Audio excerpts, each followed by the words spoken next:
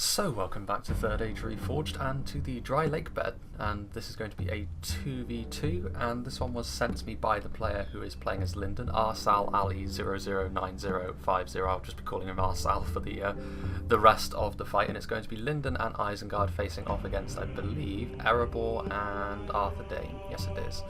So, without further ado, we will go through the army compositions. Of course, I am trying still to get through all of the 0.96.1 games as 0.97 gets a little bit closer. So I'm not really sure in what order I'm going to be releasing the series of videos that I've got coming up. This might be the first or this might be the second, depending on a few things. But even so, I want to get through all of these so that I can start getting into maybe a little bit more of the 0.97 stuff. But yeah, I do want to sort of use all of the stuff that people have sent me up to now. It's not to say I won't accept new stuff from 0.96.1 if anyone wanted to send me anything, but you know, do bear in mind that you know, there is a more limited window as 0.97 gets closer that I would do those, because obviously when 0.97 releases, all of these replays will essentially be defunct.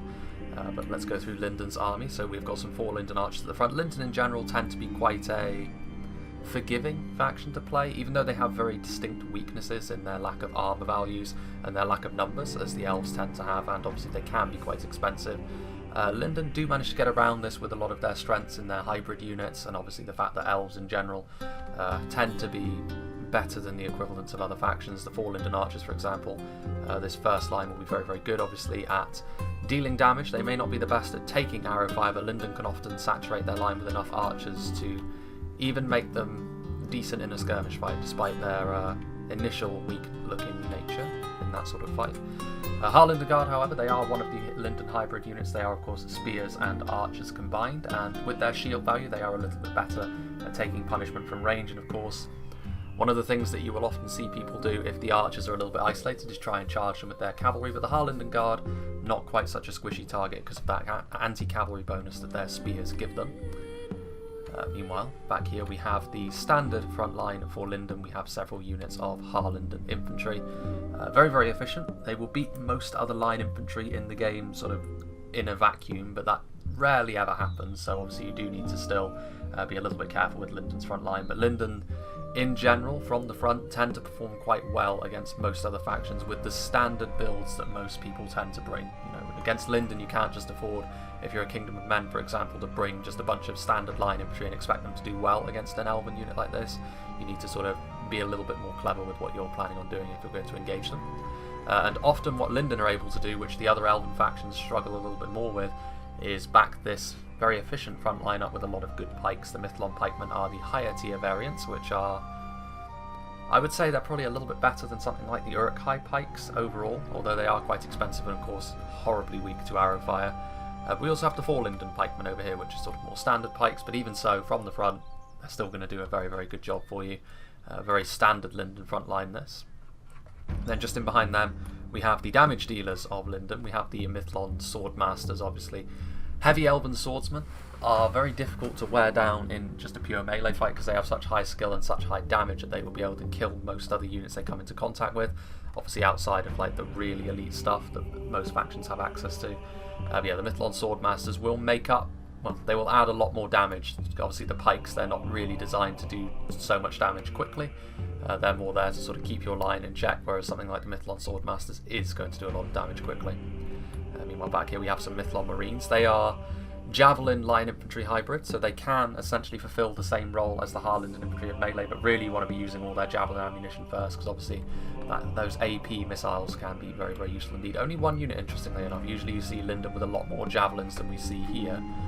Much more of a standardised army, actually, this from Linden. We'll see if it works out for him. Although I say that, just over here we can see that there are some chariots. We've seen fairly recently, actually, how devastating the chariots can potentially be. We'll see if Arsal is able to use them to their full effect, because you know, if they get bogged down they can die very quickly, but if you keep them moving they can be a real menace. Over here we do have the Linden General. You can see the bearded elf here in the Noldorin Horse Lords, the most common place to see him. Obviously they are knights, they lack a shield, but they also have very high melee skill, as any elven unit will, and obviously very, very devastating off the charge and in melee with other cavalry, as basically any knight in the game is. And then finally we have a couple of units of cavalry over here. We have one unit of Mithlon Lancers, which are Javelin Lance cavalry hybrids, And then we have the Wardens of Linden, which are horse archer and spear cavalry hybrids, I believe. So as soon as the javelins and the archers are sort of spent from both of these units, they can then fulfill very different roles on the field.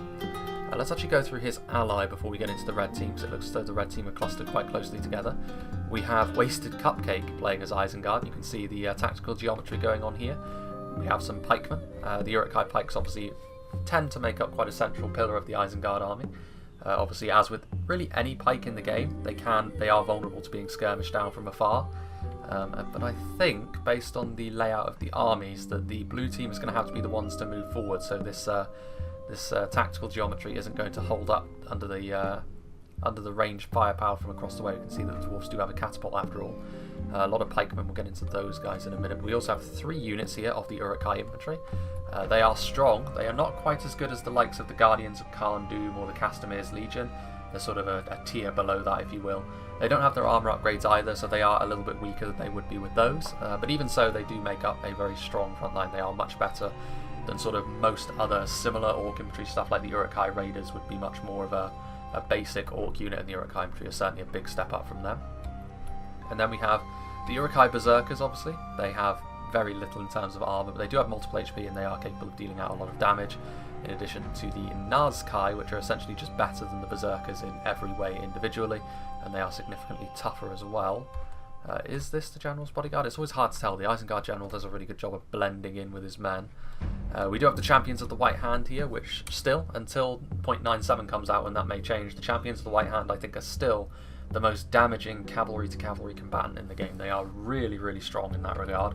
It's a real boon for Isengard to have them on the field. Obviously, though, they don't have shields.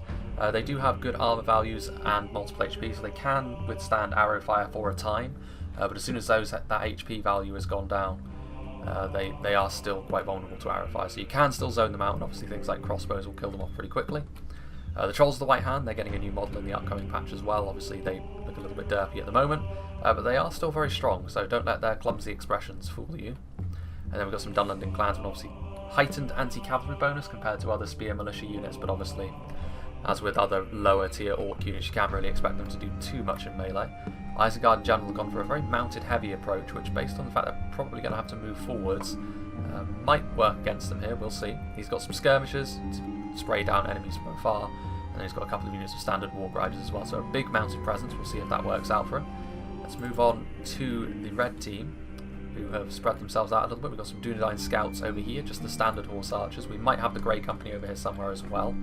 Even so, the Dunedain Scouts are good. They deal a lot of damage, but very much like the Dagnir and Ikki Eren from Mirkwood, they are pretty vulnerable to being skirmished down from foot archers and zoned out.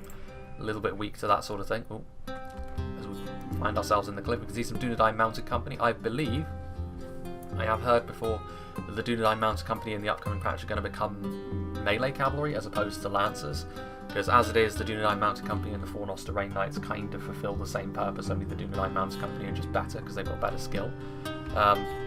But still, that'll give Arthedain a melee cavalry they can use, which will really make them a cavalry powerhouse, because at the moment that's an area they are somewhat lacking in. They have to sort of rely on their knights to do most of the heavy lifting in that aspect for them. But yeah, the Dunedain Mounted Company, for now, are still lancers, and they are good lancers at that.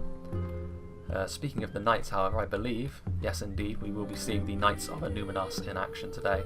Obviously, the toughest knights on the block. I think I'm correct in saying that the Knights of Numinas are the toughest knights to bring down, mainly because of their armour values, their shield values, things like that. It'll be a close run thing between them and the Cardinal's Dragon Knights from Rune, however. But even so, the Knights of Numinas, I think they would lose 1-to-1 with the Noldorin Horse Lords because of that, the heightened elven skill, as opposed to the Knights of Numinas with a bigger focus on defence. But obviously the Champions of the White Hand would also be a bit of a problem, but Knights of Numinas are still a very powerful tool that they can use. Let's carry on with the cavalry for now. There's another unit, Dunedain Mounted Company actually, so we'll get into the Arthedain foot-bound units. We've got some Wardens of the North over here, and you can see that both the Arthedain and the Dwarven player have definitely set their stall out very deliberately. We can see actually 2 Dwarven catapults, so they will certainly be more defensive in this situation. Wardens of the North over here, obviously AP missiles, very, very useful, strong in melee as well. Dunedain Peacekeepers, we've seen, the skill of the Dunedain Peacekeepers makes them more akin to Elven units. In general, if a unit is Dunedain, it will be a little bit more Elven in philosophy, so maybe a little bit less in terms of of armour, but more in terms of skill, and that really helps the Dunedain Peacekeepers when they're fighting on foot. Some Arthedain Marksmen without the armour upgrades, but they can still be very useful in this sort of situation, where for the most part, it's only really Linden that brought a bunch of ranged units. Got some Arthedain Pikemen over here, of course. I think, you know, without the armour upgrades, the pike battle will certainly be won by the blue team in this situation with all of the Linden and Uruk-hai pikes, but the Arthedain pikes could still be efficient, and they could still be an important part of the front line, because they're, you know, the red team, who are inevitably going to become the defenders in this sort of situation, are probably going to have to rely on the pikes to hold back the horde as it advances forwards. Some more Arthedain Marksmen over here, and I think that's going to be it. We got some Arthedain Men-at-Arms in behind there as well as some dismounted Fornoster Rain Knights, actually, before we move on. This is going to be a significant unit, obviously. Human Swordmasters can go toe-to-toe with Elven units. Obviously, they don't really want to get involved with the Mithlon Swordmasters. That Elven skill will be quite nasty, but against stuff like Harland and Infantry, the Fornoster Rain Knights should do quite well. Now, however, we will move on to the final army on the field today. We've got Jan P, who is playing as Erebor, who's playing as Arthedain, actually. Crunch Dock 14. But moving over to Erebor, we do have the Highborns of Erebor. We can see this is where the Erebor General is going to be. Solid, multiple HP, Dwarven, Sword and Board units, obviously very, very tough. You can see some Ironfoot Warriors over here, as well as some Ironfoot Spears just here at the back in reserve, as well as some Axe Guard of Erebor. The centre of this Dwarven army is going to be these two catapults. We'll see how that pans out. It will certainly force the blue team to advance forward, but I'm not convinced that the red team have got enough to hold back the blue team's advance with their infantry anyway. Got some Ironfoot Pikes here on the front. 2 units is not going to be enough to hold back all of the Linden forces, however. The Ironfoot crossbows could still be important, even though they are sort of renowned for their AEP crossbows. Their stopping power will still do a lot of damage to lightly armoured targets like Linden. And then over here we have some Ironfoot Hammer Guard. Significant unit this, but I'm still not sure how it would do against Linden. We'll see. They're a bit of an outlier, the Ironfoot Hammer Guard, a little bit of a strange unit, but they are, for all intents and purposes, on the same level as Knights. And then over here we have a unit that Jan forgot to move on the initial sort of deployment phase. We have some Ironfoot Warriors who will undoubtedly be crushed by the Linden mounted units. But without further ado, let's begin. So, clearly the first thing that we're going to be noticing here is going to be the catapults, and I think Isengard was rather hoping that the blue team would be able to be defensive in this sort of situation, and then they would be able to use their wargs to go in and around the enemy as they advance forward. But honestly, when you're facing off against the dwarves, you should always prepare yourself for the eventuality that you are not going to be the ones that are allowed to be defensive. The Dwarven Catapult is a little bit inaccurate, however. You can see some Snark skirmishers popping up there, so some Isengard Javies. The Dwarven Catapult is quite inaccurate, however. Honestly, it might be more worth their time to go after Linden, to be honest with you. It looks as though that is what they are now doing as Linden begins to advance towards the Dwarven position. The individual projectiles as well are smaller than regular catapults as well, so when they do hit they will do more minimal damage, but they are still inflicting a few casualties here onto these Elven archers. Because the Ironfoot Hammer Guard are actually being quite aggressive here, and honestly they probably have free reign to do so. I mean, the javelins here from the Mithlon nobles are going to be a bit of a problem. They need to steer well clear of them. But the lack of foot javelins means the Hammer Guard could get a sneaky charge off onto something like the Harland infantry. But the Mithlon nobles are not leaving these Hammer Guard be. They are chasing them down. They will actually make it into melee as well. I'm not sure whether this is actually something the Mithlon nobles want. They'll probably do a lot of damage initially, but if the Hammer Guard starts swinging, the chariots probably won't enjoy being in melee with them all that much. What's going on over here? See the wargs menacing this position. The Dunedain scouts actually should be really, really good at this position. In general, the standard warg riders, the main problem they have is when their hit points have been expended, they drop really quickly under arrow fire, and the Dunedain scouts should be able to do that very, very easily. They'll be able to kite them around, and the warg skirmishers won't be able to get into range either. So this is the downside to wargs. They are strong if used correctly, but here it's going to be difficult for Wasted Cupcake to get the full value of them. Meanwhile, it seems as though I missed a bit of a charge. The Ironfoot Hammer Guard, it seemed like they were trying to get a cheeky charge onto the front of Linden's army as the catapult lands nearby. But unfortunately they charged directly into Mithlon Pikemen, which means they have lost a very expensive unit very, very early on here. It's quite unfortunate, although Linden are still being sort of pushed a little bit out of their comfort zone because they're having to advance forward into all of this catapult fire. But so far, the damage they've received has not been insignificant, but it's not been too bad.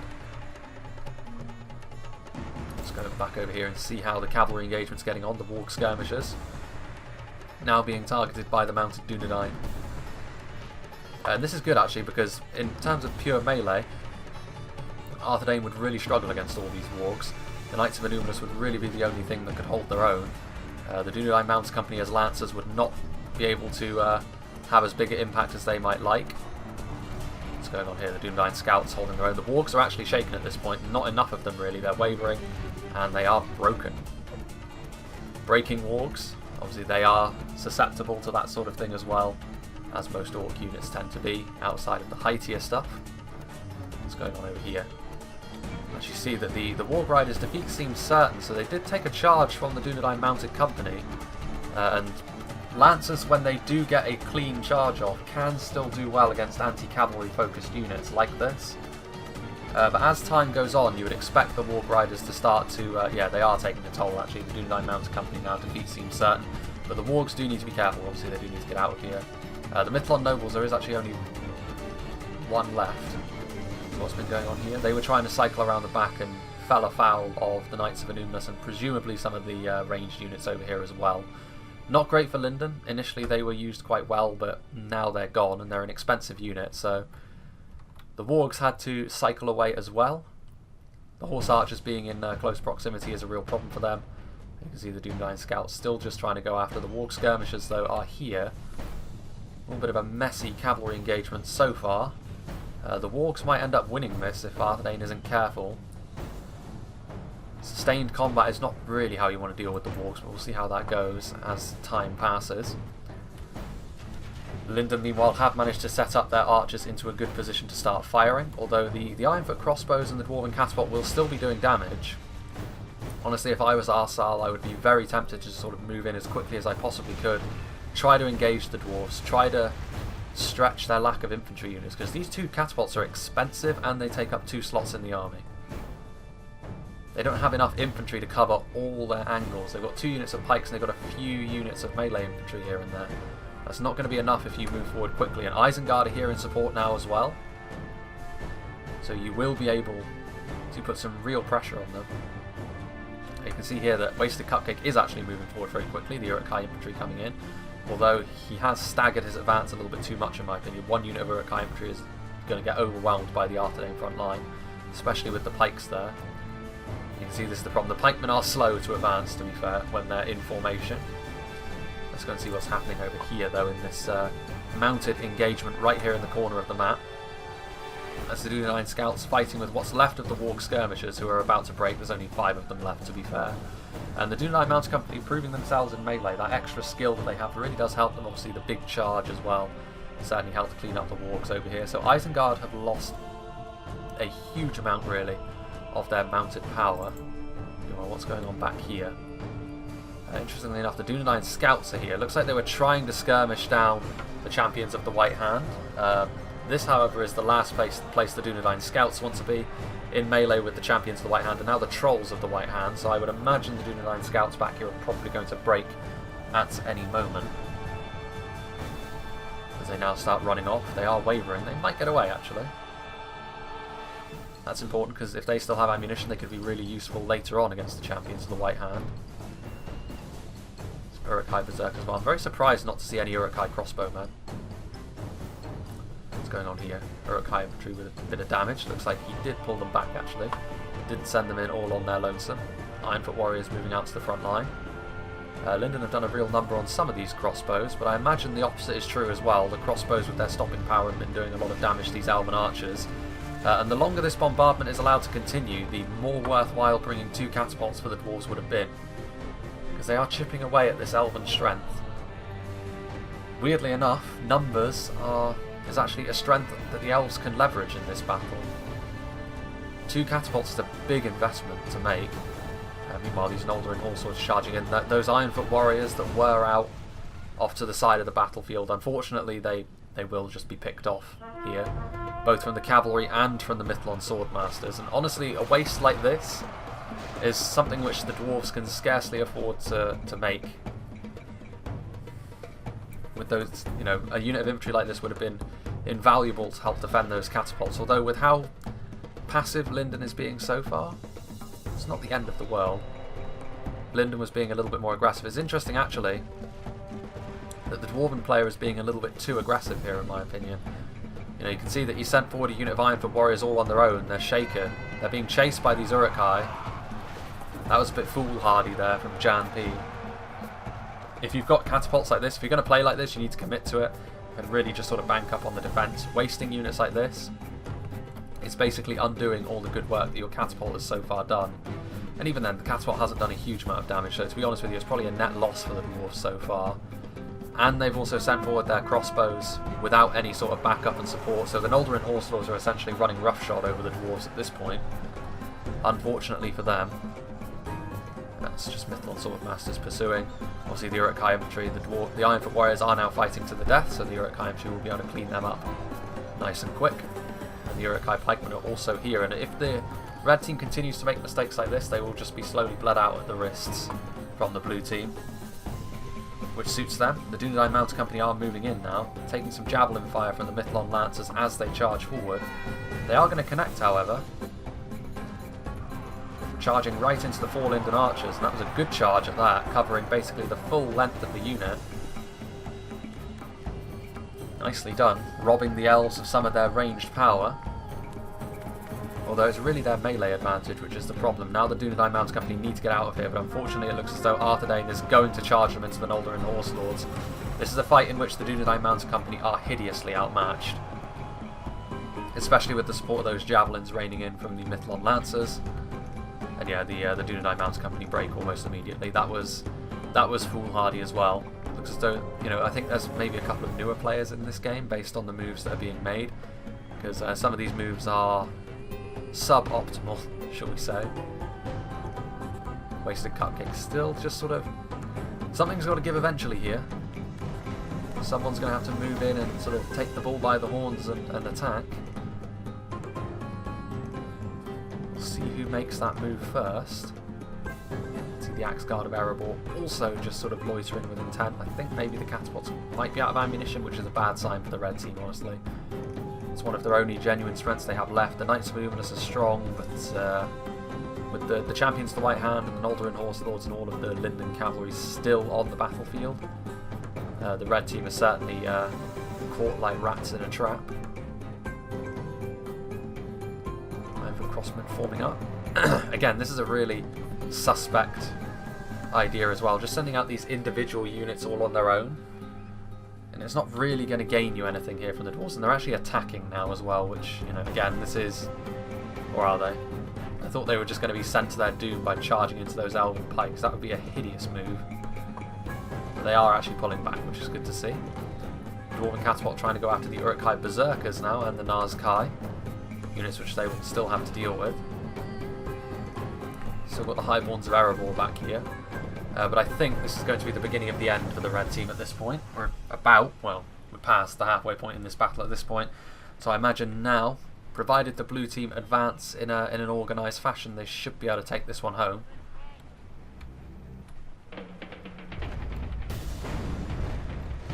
That was a bit of excessive camera shake there. Getting some close range shots.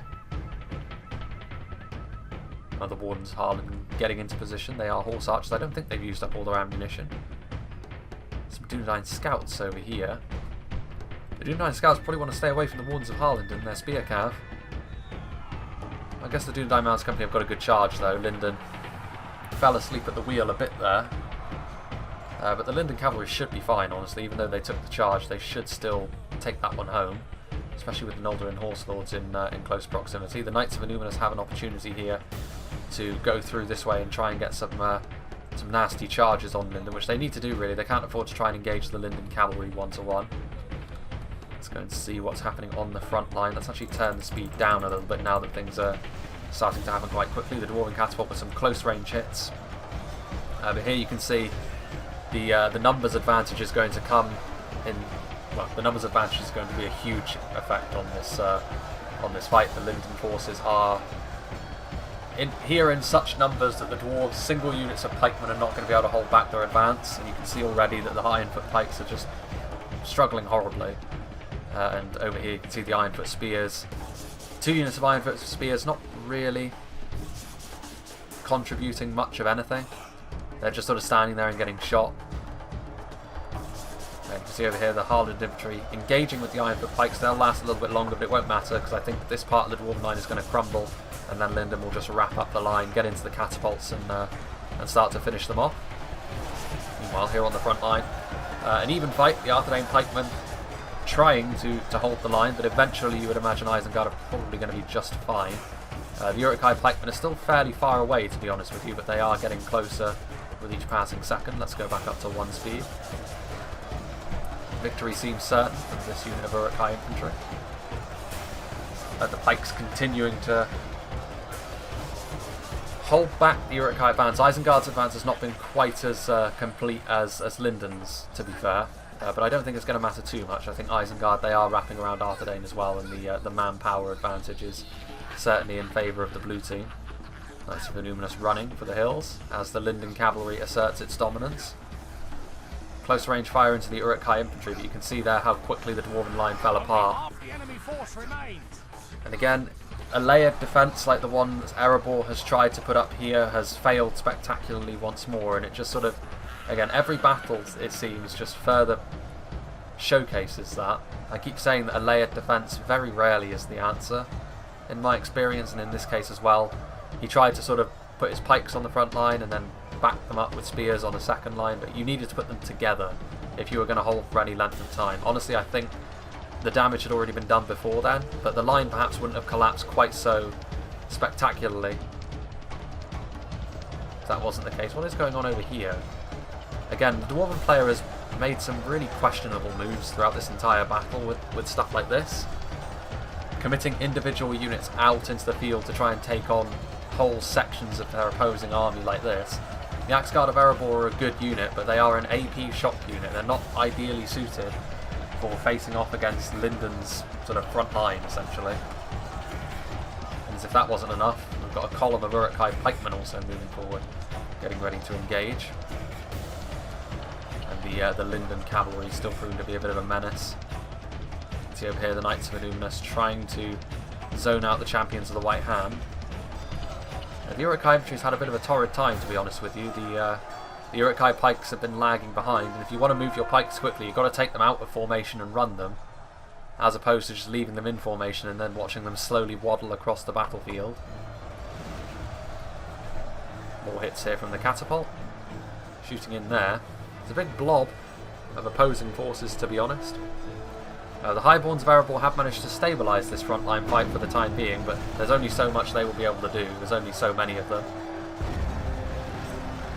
Catapult continuing to try and do some damage. Noldorin Horselord's defeat is a distinct possibility. That's surprising, but they're charging into the crossbows, doing yet more damage to the Dwarven army.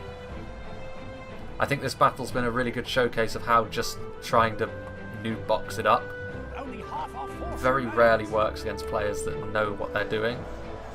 And even when it does, it needs to be better constructed and better thought out than the box that Arthedain and Erebor in this battle constructed.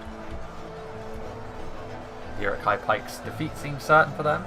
That's surprising, but then they don't really need to win this fight, they just need to pin down all of these Arthedain units and wait for the damage to be done elsewhere. Now we've got stuff like Uruk-hai berserkers heading to the front line as well. Uruk-hai infantry doing their bit. These Ironfoot pikes still holding back the tide of Harland infantry and Uruk-hai, but it's this section of the field over here where the damage is being done. The Mithlon Lancers also charging in and out now of the back lines, doing some damage to units like this Arthedain man-at-arms.